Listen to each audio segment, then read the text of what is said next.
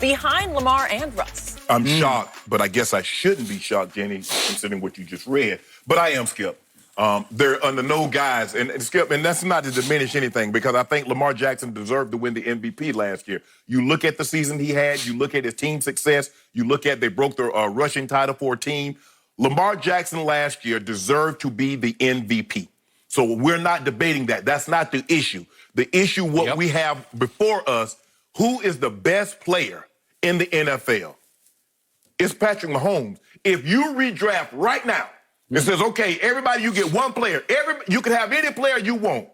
It's hard for me to see a scenario. Patrick Mahomes isn't number one on the lion's share of the ballot. I'm going to say 30 of the 32, 31 of the 32 ballots, he will be first. Maybe Seattle says, you know what, we like what we got in Russ. He's been here for a decade. They might. We're good with that, Skip. But when you look at what Patrick Mahomes has done over the last 2 seasons, as Jenny mentioned in the read, Skip, a guy finished 4th in the top 100 in 2019, considering he's the second guy to ever throw for 5,000 yards and have 50 touchdowns in the very same season. And he finished 4th. So, Skip, and I don't want to get too bogged down in when the voting goes out, because I read an article, it says the voting goes out like late November, early December, around the Pro Bowl ballots. And then I went back, and Steve and I, my chief research guy, we saw an article said it went out sometime between November and April. If this ballot went out after the playoffs and Patrick Mahomes is not number one, everybody that voted is a fool. Patrick Mahomes' team came from behind in 3 games by double digits, and they won every game by double digits. He averaged 300 yards passing, and in 3 games he had 10 touchdowns, 2 interceptions, and he had a QBR of 89. That's fact. So for someone to say there are 3 other players that they would rather have, the players, and look, Skip, I've been a player, but for someone to say that Patrick Mahomes is the 4th best player in the NFL is utterly ridiculous, considering what he's done over the last, if you just take the last 2 years, if you just take and I get it, Skip, if the voting went out in November, remember, Skip, he missed 2 games and basically 3/4 of another game on a quarterback sneak, he injured his knee. So if the voting went out in November, because for the better part of the season, it was Lamar and Russ. Lamar and Russ, who's going to get this thing?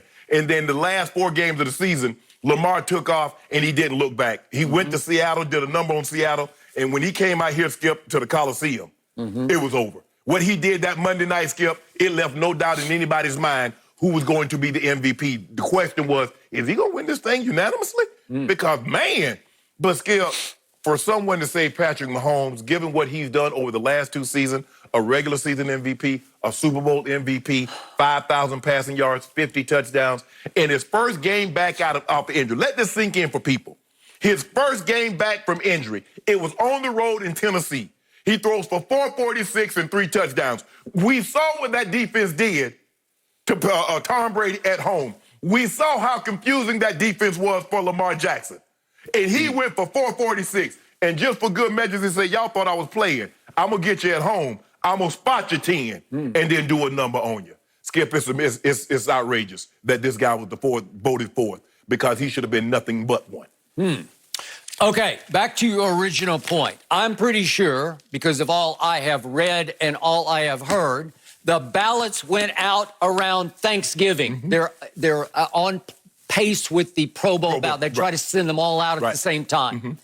This is very different than voting for the Pro Bowl, because on this ballot, each player is asked to rank a top 20, not a top 100, because, as you well know, no NFL player would sit down long enough to say, let's see, who's number 89?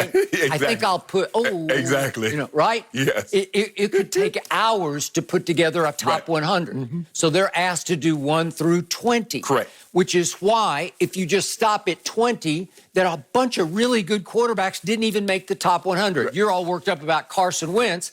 I'm more worked out about Ben Roethlisberger and Matt Ryan and Baker Mayfield and Matt Stafford. They didn't make the top 100. Kyler Murray, it was an outrage to me that he was only 90th on this list. But you can see if you just go to 20, I didn't put him on. Well, Roethlisberger didn't even play last year. Right. Matt Stafford was gone most of the year, so they don't make the top 20 that a lot of people pick. Right. In the early days, and this has been 10 years of this competition, in the early days, they were only getting 20 to 30% of the players to even send in their ballots. Right. This year, according to Pro Football Talk, 57% of NFL players did actually send the ballot in, which I think is That's huge. pretty good. So that's 970 ballots they got in, and it's total players. It's sort about of 16, 1700. yeah, 16 to 1700. So it's 57%. It's pretty good. Yeah.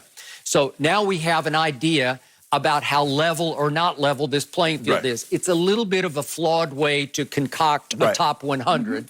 So I'm not going to get terribly worked up about this, but before I get to all of your points, allow me to say once again, I have nothing against Aaron Donald personally. I just, listen, I know he's fired back at me on Twitter.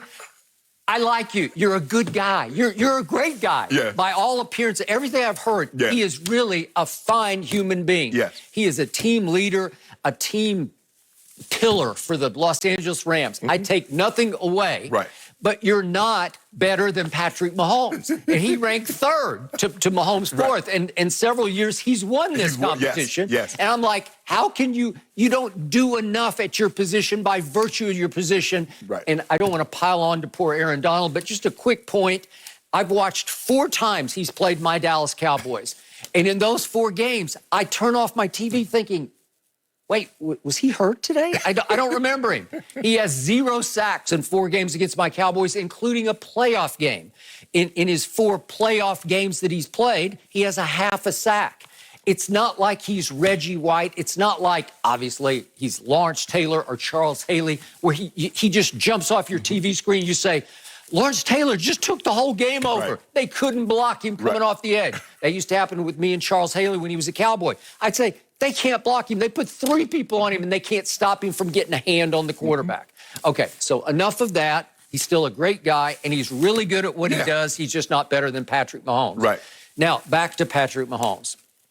If the ballots went out around Thanksgiving, his year last year, to me, his regular season wasn't great. It was very good, but it wasn't great. Right.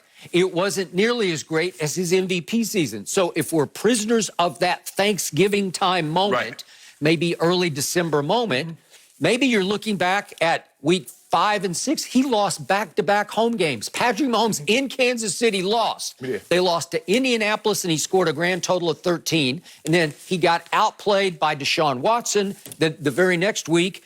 And his QBRs were no good, and they were average in those games. But by his standards, they're 51 and 54. And Deshaun had a 91 against him and beat him 31-24.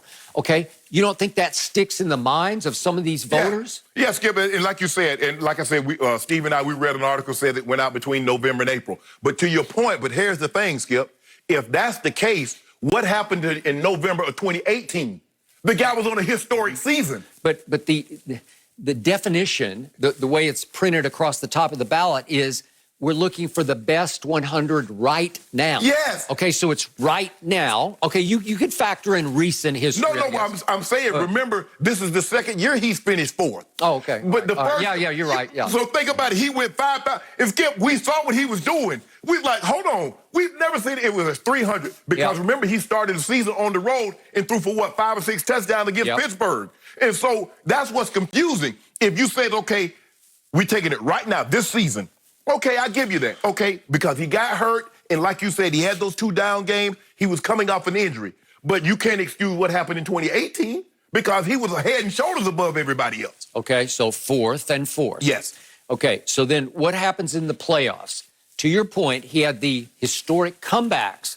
But what do you always throw at me when I say, well, Dak kept fighting? You know, he had huge 3rd and 4th quarters. Right. And you say, well, did he play the first 2 quarters? Yes. Well, did Mahomes play the first 2 quarters when he fell behind 24-0, right, at home in a playoff game? Right. And then to Houston, obviously. And then he fell behind 17-7, and they roared back both times and won fairly convincingly both times.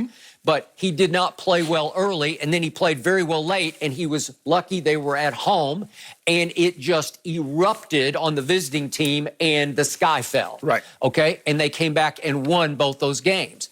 Then in the Super Bowl, They trailed 20-10 for much of the second half.